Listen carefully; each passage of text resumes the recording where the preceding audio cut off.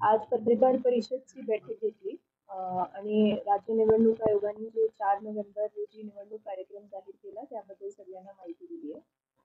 आमची जी आचारसंहिता आहे ती 4 नोव्हेंबर पासून लागू झाली आहे, जेव्हापासून कार्यक्रम जाहीर झालाय.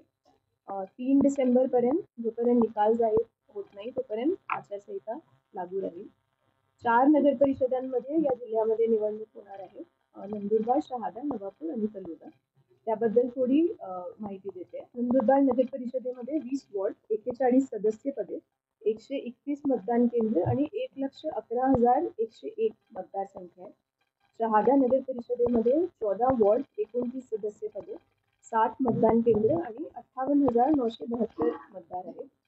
नवापूर नगर परिषदेमध्ये 11 वॉर्ड, 23 सदस्य पदे, 31 मतदान केंद्र, 34 मतदान केंद्र आणि 28,114 मतदार आहेत. तलोदा नगर परिषदेमध्ये 10 वॉर्ड, 21 सदस्य पदे, 31 मतदान केंद्र आणि 26,854 मतदार आहेत. आरक्षणचं सांगायला नंदुरबार, शहादा, नवापूरमध्ये जे नगराध्यक्ष पद आहे ते मागास प्रवर्गासाठी आरक्षित आहे आणि तलोदामध्ये तो पद खुला आहे. अंतिम मतदार यादी 31 ऑक्टोबर 2025 रोजी प्रसिद्ध झाली आणि डिस्ट्रिक्ट ऑफिसनी 6 नोव्हेंबरला निवडणूकचा जे प्रोग्राम आहे ते घोषित केलं. इलेक्शनचा थोडा शेड्यूल सांगते.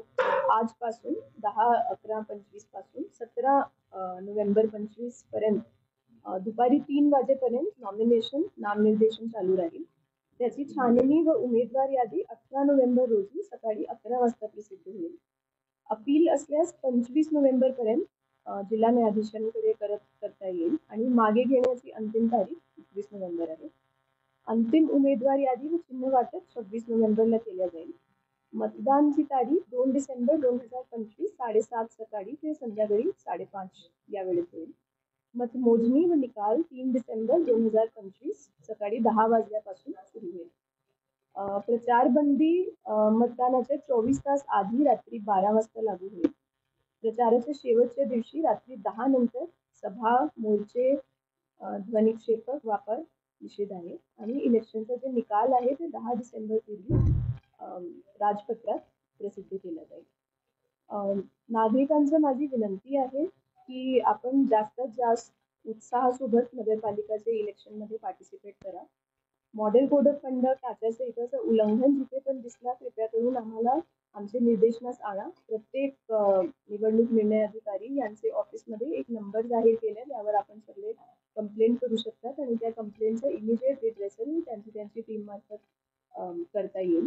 आणि काही पण उल्लंघन एकदा आचारसंहितेचं झालं तर त्यावर तातडीने कायदेशीर कार्यवाही केली जाईल. सगळ्यांना मी आवाहन करते की शांततेत, नियमबद्ध आणि निष्पक्ष मतदान करण्याची सगळ्यांची सामूहिक जबाबदारी आहे आणि यामध्ये आपण जास्तीत जास्त पार्टिसिपेट